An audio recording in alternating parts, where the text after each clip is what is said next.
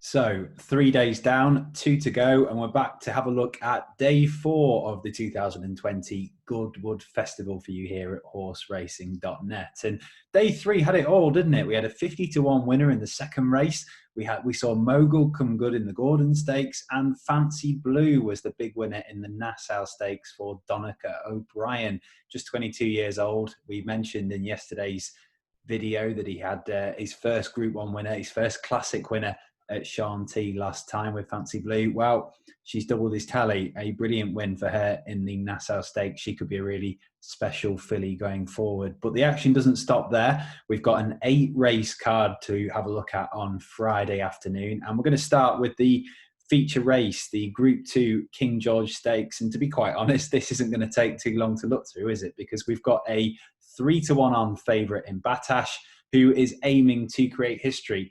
He already has it. He's the winning most horse in the history of this race, but no horse has won this 4 times, and that is what he's bidding for. And Battaash is an interesting one because he, throughout his career, has had criticism that he perhaps is only able to do it at some courses, and he's blown out at both Ascot and York in the past in differing ways, and hasn't always travelled over to France as well. But what we do know about him is that he is very, very fast. And Goodwood's 5 furlong track is about as fast a track as you will find in Britain, certainly. And he's been at his electric best here. He has blown away the field on each occasion that he's been here. He was a bit more workmanlike last year, but to put it quite clearly, he's a class above these rivals. He was a brilliant winner at the King's Stand Stakes here last month. The 2 in behind him that day, Reoppose, Glass Slippers and Liberty Beach, probably playing for each way terms here. Battaash is 3-1 on, and he will almost certainly win ahead of a really exciting assignment in next month's Nunthorpe. If you're going to play this, I think probably the way to go is each way. Frustratingly, there's only 7 runners, means we're playing for 2 places. And bearing in mind that this is a really fast race, Liberty Beach is probably the way to go. She is 7-1 second favourite, so you're not going to make a fortune backing her each way. But she was an excellent third behind Battaash at Royal Ascot. She's backed that up since with a second place finish behind Ali at Sandown last time. That looks strong form. The winner is on his way to the Nunthorpe next month. She's a lightning quick type. She'll be up there from the start, and I can see her hanging on for second place. But Battaash almost certainly will be far too good for these. So we're going to have a look at the rest of the card now. We're going to start with the 1:10, a 1.3 mile handicap, 9 due to go to post here. And to be quite honest, I think this could be a really good day for punters, and they can start off with a win with Kaka. Now, Kaka is well found in the market, about 2-1 at the time of recording, and that's because, well, he's done really well in his 4 starts so far. He was an expensive purchase as a yearling and took a notable step forward when winning at Newmarket last month. That was an impressive success. Sauntered clear to win by 8 lengths over this trip. He's been punished in the handicap for that. He's up £9 to a mark of 88, but gives the feeling that there's a lot more to come from him yet, based on both his pedigree and the way he won last time out. He looks like he's a good way clear of this field, and he can win at the expense of Mafia Power, another well-bred type who impressed last time out when getting off the mark. He can chase him home, but Kaka can be yet another win this season for Jim Crowley in the Al Maktoum colours. Race number 2 is at 1:45. This is the first of 4 group races on the card. This is a Group 3 for fillies and mares over 7 furlongs, 13 due to go to post here, and could be another good race for punters because One Master stands out here. She's the market leader. She's 13-8, and that's because she arrives here as a dual winner at Group 1 level. She's won back-to-back renewals of the Prix de la Forêt at Longchamp and has had 2 runs so far this season. She ran over 6 furlongs at Ascot back in June in the Diamond Jubilee Stakes. She was 6th that day. Commendable 6th isn't really her trip. Built on that to finish a commendable 4th in the Falmouth Stakes at Newmarket last time out. So she should be primed for this now in terms of fitness. Drops back down to Group 3 company. She's a class apart from these. I think she'll take all the beating. Of the rest, the biggest danger could be an improver, and that's Althika. She's a 3-year-old. She's an improving type who's won 3 of her last 4 outings and took a listed contest at Deauville last time out. Represents top connections in Charlie Appleby, Godolphin and William Buick. Should be more to come from her yet. She can take minor honours, but I think One Master is very much the one to beat in the Oak Tree Stakes. Race number 3 is at 2:15. This time around, it's the Bonhams Thoroughbred Stakes, another Group 3 contest, this time over a mile, and 5 runners are due to go to post. And this one is pretty straightforward because I think Calusi is very much the one to beat. He looks a really smart 3-year-old, doesn't he? Because he sauntered clear in what looked on paper a competitive renewal of the Britannia Stakes at Royal Ascot last month. He won that really, really impressively by 4.5 lengths, making a mockery of his mark of 94. Steps into group company, looks a group horse in the making, and he sets a very, very clear standard on the back of that. If you are looking for something in opposition of the 4 rivals, I think the second strongest runner is My Oberon. He's twice raced so far, won a novice contest at York last time by 6 lengths.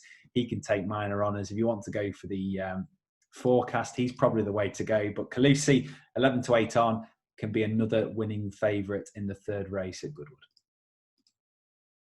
2:45 now, race number 4. This is the Unibet Golden Mile Handicap. 15 go to post for this mile handicap. This is a really good race, and there's lots of recent form in here, lots of Royal Ascot form.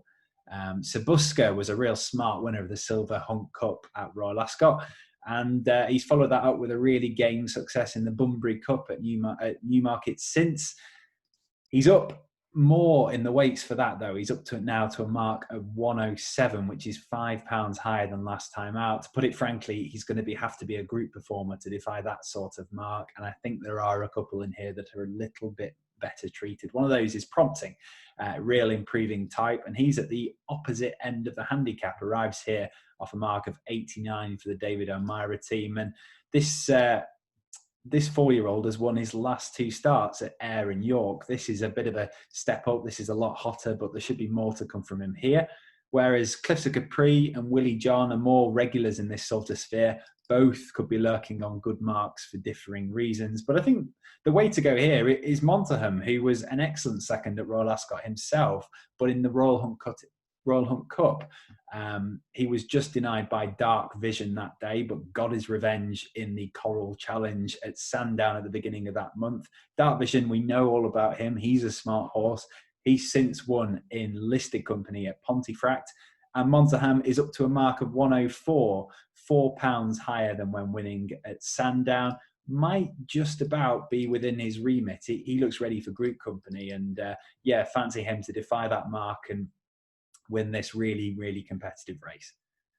We've mentioned the King George Stakes at 3:15, so we'll jump to the Glorious Stakes, our 4th and final group contest on the card at 3:45. And Communique is the favourite here, 9-4 at the time of recording. He's got very strong form in terms of this race. Of the 7, he's already beaten 2 so far this season. He had both Desert Encounter, last year's winner of this, and Alanak behind him when finishing second at Newmarket 2 starts ago. And he's followed that up with another good run at York last time out. He's a really consistent type, dead straightforward, as many are from the Mark Johnston yard. He's likely to go close, but I think it could be worth taking him on at the prices with Pablo Escobar. This 4-year-old is about 9-2 at the time of recording, and I don't think he's done an awful lot wrong. He's got some course form under his belt.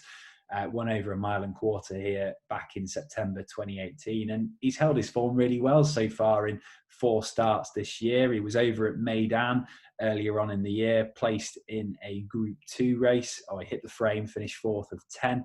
And he's also hit the frame in listed events at Newmarket and Newby the last try. So on the bare form, he doesn't have an awful lot to find with the principles, and bearing in mind that this course and distance should suit his prominent running style. I think he can go really close under Tom Marquand for the William Haggas team. Marquand's having a really good week so far, and he can improve it here by striking on Pablo Escobar. Nearly there now. The 420 is the penultimate race. It's a 6 furlong nursery handicap, 8 due to go to post. And to put it simply, I think Zamani, the top weight, can prove a real tough nut to crack here. And that's because he's shown excellent form so far in the context of this race. He got off the mark in really good style at Windsor earlier this month. And I watched that race back. He made really good use of the rail that day to scoot clear. He won by 4.5 lengths. He strikes as one who's open to plenty more of improvement yet. His mark of 89, his opening mark, looks more than fair, and I think he can defy that by following up. He's about 2-1, can strike in the penultimate contest. And last but not least, we have the 455, which is a maiden for the Phillies over 6 furlongs, 11 due to go to post. And this is pretty puzzling because 7 of the 11 strong field are making their debuts. That means that we have to look past the form for the majority and look at things like pedigree.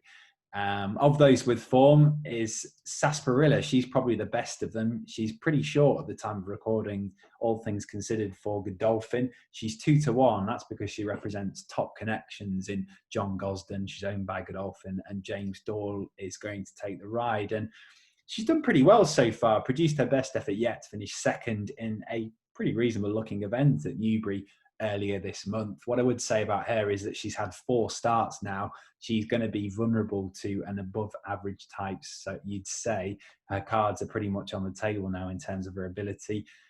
With that in mind, it could be worth going with a newcomer, and the one who stands out to me is Enough is Good Enough. Carries the colours of King Power Racing. Sorry, yeah, my mouse has got a bit sweaty there. I can't scroll up. Yeah, represents King Power Racing for the Richard Hannon team. Sylvester Caesar is on board. She was a really expensive purchase as a yearling. Makes plenty of appeal on paper as well. Sister to quite a few winners, including the useful pair of Angels Hideaway and Perfect Angel. Both of those perform well in group company as 2-year-olds. Represents a Richard Hannon team that have a really good record with both their juveniles and at Goodwood. So she's about 6-1. Will be no surprise as she's ready to go on her debut. And it could be worth going with her at the prices to strike in the finale. That's Enough is Good Enough. We'll be back anyway on Saturday for the 5th and final day of Glorious Goodwood. In the meantime, do head over to horseracing.net. We've got previews on the big races, a preview on the King George, selections in every race, and also coverage of the ongoing Galway Festival.